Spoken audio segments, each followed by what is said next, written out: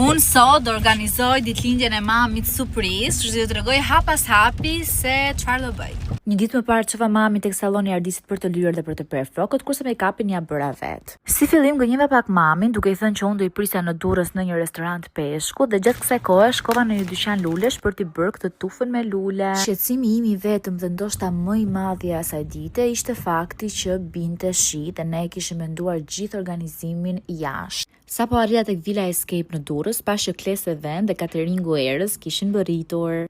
Villa Escape ishte padyshim zgjedhja ime më e mirë, e para sepse nuk munda të gjej një vilë më të bukur dhe më të madhe se ajo, duke qenë se ne ishim 25 veta, dhe e dyta sepse kishte një obor. Wow, nuk kam fjalë. Kjo është një video e vilës që unë i kam bërë një javë përpara, kur unë shkova për të parë ambientin, pavarësisht se zoti qesh kur ne bëjmë plane dhe ja futi stuhi, dhe më besoni, nuk kisha fjalë. Ishte një obor super gjigant, pishina dhe çdo gjë tjetër ishte fantastike.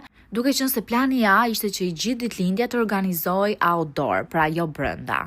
Por ishte thuajse e pamundur që eventi të bëhej jashtë, kështu që Kles Event era catering organizuan çdo gjë brenda vilës dhe shikoni pak reagimin tim kur janë futur brenda. Këtu në fakt do të falenderoj pafund çunat dhe gocat e Kles Event, se sa shumë e vlerësoj faktin që ata ishin një kompani problem solving, sepse ndonse gjithë moti ishte kundra vizionit dhe gjithë planit që ne kishim, ata i arritën ta bënin në kohë rekord brenda vilës dhe mbi të gjitha do dukej paq madhështore saç e prisnim edhe jashtë. Një bravo e madhe dhe 10 nga 10.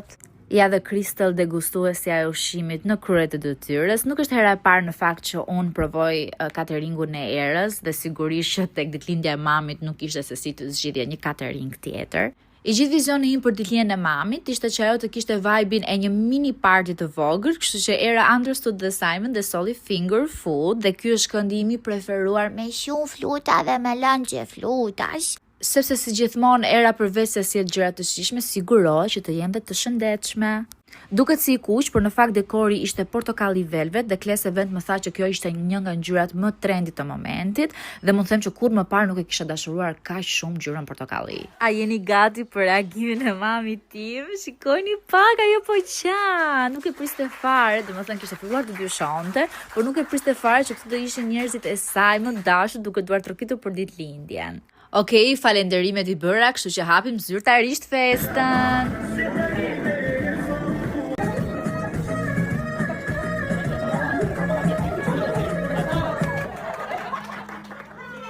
Okej, ky në fakt nuk ishte qeri, ishte një fish Excel, kështu që nuk fikej.